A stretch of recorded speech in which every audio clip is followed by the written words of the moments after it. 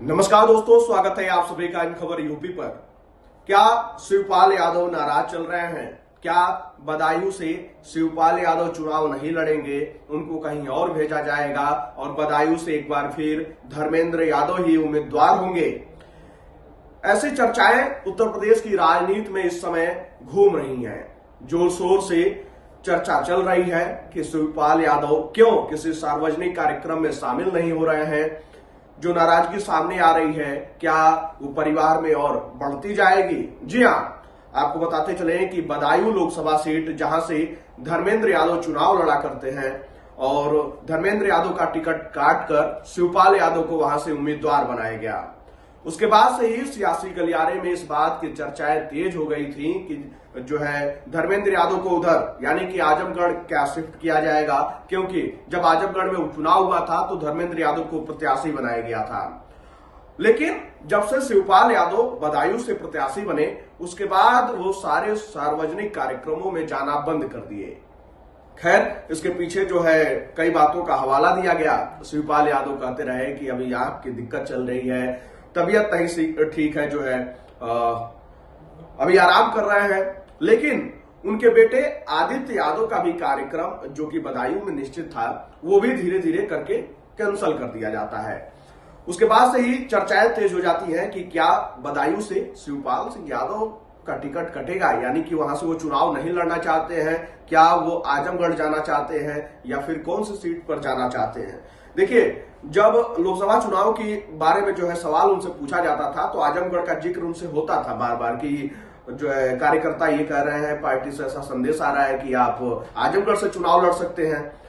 तो उस बात पे वो कह भी देते थे कि जहां से पार्टी लड़ाएगी हम लड़ेंगे। लेकिन बदायूं एक तो पारिवारिक बात सामने आ रही है कि धर्मेंद्र यादव यानी कि भतीजे का टिकट कटा है, तो वो इस बात को भी जानते हैं कि भतीजे का जब टिकट कटा है तो परिवार में थोड़ा वो रार न पैदा हो जाए, क्योंकि शिवपाल यादव परिवार को लेकर चलने वाले व्यक्ति हैं और राजनीति में मजे मझाए हुए खिलाड़ी हैं।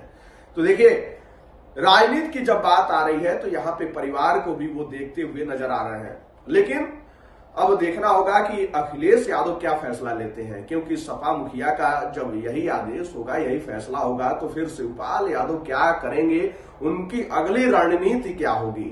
क्योंकि जिस तरीके से जो है बदायूं के जो कार्यकर्ता है समाजवादी पार्टी के, उनके अंदर भी ये बात जरूर कहीं ना कहीं पहुंच गई है कि शिवपाल सिंह यादव यहां से लड़ना नहीं चाहते हैं और धर्मेंद्र यादव के जो समर्थक हैं वो इस आस में बैठे हुए हैं कि एक बार फिर धर्मेंद्र यादव यहां से चुनाव लड़ सकते हैं।